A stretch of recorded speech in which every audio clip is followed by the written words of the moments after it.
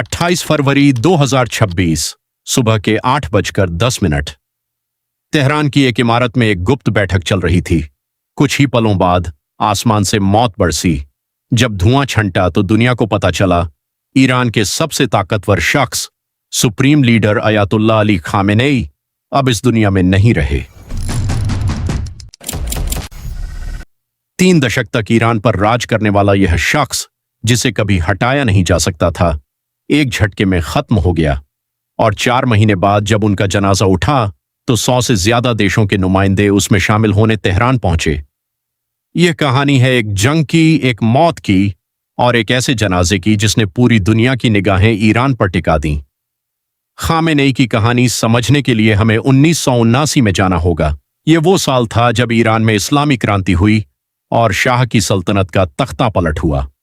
इस क्रांति के सबसे बड़े चेहरे थे अयातुल्ला रूहुल्लाह खुमैनी, लेकिन उनके साथ एक और नाम भी उभरा, अली खामेनेई। खामेनेई पहले ईरान के राष्ट्रपति बने और 1989 में खुमैनी के निधन के बाद वे देश के दूसरे सुप्रीम लीडर बन गए। अगले 36 साल तक ईरान की हर बड़ी नीति, चाहे परमाणु कार्यक्रम हो या इजरायल के साथ दुश्मनी, उनके इशारे पर तय होती थी, लेकिन उनका शासन विवादों से भी घिरा रहा। चुनावों में धांधली के आरोप, मानवाधिकार उल्लंघन और हाल ही में दिसंबर-जनवरी 2025 से 26 में महंगाई के खिलाफ शुरू हुए प्रदर्शनों का खूनी दमन, इन सब ने उनकी छवि को गहरा नुकसान पहुंचाया। कुछ ईरानी नागरिकों के लिए वे क्रांति के रक्षक थे, लेकिन उन हजारों परिवारों के लिए जिन्होंने प्रदर्शनों में अपनों को खोया, वे दमन का प्रतीक थे। फरवरी 2026 तक ईरान और अमेरिका इजराइल के बीच तनाव चरम पर पहुंच चुका था।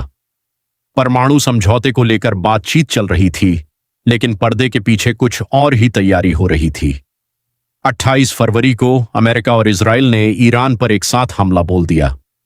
पहला निशाना था तेहरान की वो इमारत जहां खामेनेई और उनके शीर्ष सैन्य अधिकारी एक बैठक में मौजूद थे। खुफिया जानकारी के मुताबिक अमेरिकी एजेंसियों ने महीनों तक उनकी हरकतों पर नजर रखी थी। इस हमले में सिर्फ खामेनेई ही नहीं मारे गए, उनकी बेटी, दामाद, नाती नातिन भी इस हमले का शिकार बने। उनकी पत्नी बुरी तरह घायल हुई और उनके बेटे मोज्तबा खामेनेई भी हमले में जख्मी हुए। इसके बाद जो हुआ वो किसी ने नहीं सोचा था। ईरान ने जवाबी हमले शुरू कर दिए, इजराइल पर, अमेरिकी अड्डों पर, यहां तक कि खाड़ी के अरब देशों पर भी। स्ट्रेट ऑफ हॉर्मुज को बंद कर दिया गया, जिससे दुनिया भर में तेल संकट खड़ा हो गया। एक क्षेत्रीय टकराव अब वैश्विक असर वाली जंग बन चुका था। खामेनेई की मौत की खबर फैलते ही ईरान की सड़कों पर एक अजीब तस्वीर दिखी। कहीं लोग गमगीन होकर मातम मना रहे थे तो कहीं कुछ लोग सड़कों पर निकलकर खुशी जाहिर कर रहे थे। एक 27 साल की महिला जो अपनी मां के साथ बाद में उनके जनाजे में पहुंची, उसने कहा कि उसने कभी ऐसा दिन देखने की उम्मीद नहीं की थी। वहीं जनवरी के प्रदर्शनों में अपना भाई खो चुकी एक और युवती ने कहा कि खामेनेई की मौत से भी उसका दर्द कम नहीं हुआ। यह विरोधाभास ही इस कहानी की सबसे इंसानी परत है। एक ही मौत, 2 बिल्कुल अलग भावनाएं। एक तरफ वो लोग जो दशकों के दमन से मुक्ति महसूस कर रहे थे, दूसरी तरफ वो जो अपने धार्मिक नेता को खोने का गम मना रहे थे। ईरान सरकार ने तुरंत 40 दिनों के राष्ट्रीय शोक और 7 दिन की छुट्टी की घोषणा कर दी, लेकिन जनाजा तुरंत नहीं हो सका। जंग जारी थी। खामेनेई की मौत के बाद सबसे बड़ा सवाल यह था, अब ईरान की कमान किसके हाथ में जाएगी? शुरुआत में राष्ट्रपति, न्यायपालिका प्रमुख और गार्डियन काउंसिल के एक सदस्य की 3 सदस्यीय परिषद ने अस्थायी तौर पर सत्ता संभाली, लेकिन कुछ ही दिनों में एक और चौंकाने वाला फैसला आया। खामेनेई के अपने बेटे मोज्तबा खामेनेई को नया सुप्रीम लीडर घोषित कर दिया गया। यह फैसला ईरान की परंपरागत चयन प्रक्रिया को दरकिनार करते हुए लिया गया, जिस पर कई हलकों में सवाल भी उठे।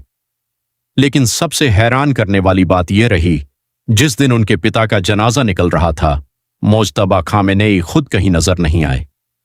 हमले में घायल हो चुके नए सुप्रीम लीडर ने जंग शुरू होने के बाद से एक बार भी सार्वजनिक रूप से न आवाज सुनाई, न चेहरा दिखाया, सुरक्षा कारणों और अपनी जान के खतरे का हवाला देते हुए। मार्च में मारे जाने के बावजूद खामेनेई का जनाजा महीनों तक टलता रहा, क्योंकि जंग थमने का नाम नहीं ले रही थी। आखिरकार 4 जुलाई 2026 से तेहरान में 7 दिन का भव्य राजकीय जनाजा शुरू हुआ। लाखों की तादाद में लोग तेहरान की सड़कों पर उमड़ पड़े। कुछ अनुमानों के मुताबिक यह ईरान के इतिहास का अब तक का सबसे बड़ा राजकीय जनाजा बन सकता है, यहां तक कि 1989 में हुए खुमैनी के जनाजे से भी बड़ा। 100 से ज्यादा देशों के प्रतिनिधि इस जनाजे में शामिल होने पहुंचे। पाकिस्तान के प्रधानमंत्री, इराक के राष्ट्रपति, तुर्की के उपराष्ट्रपति, रूस, भारत, अफगानिस्तान के तालिबान प्रतिनिधि और हिजबुल्लाह, हमास, हूती जैसे संगठनों के नुमाइंदे भी वहां मौजूद रहे। हालांकि पश्चिमी देशों ने इस आयोजन से दूरी बनाए रखी। भीड़ में शामिल एक शख्स ने कहा कि वह अपने देश और अपने धर्म की रक्षा का संकल्प दिखाने आया है। वहीं कई लोगों की आंखों में सिर्फ आंसू थे, कुछ अपने नेता के लिए, कुछ आने वाले अनिश्चित भविष्य के डर से।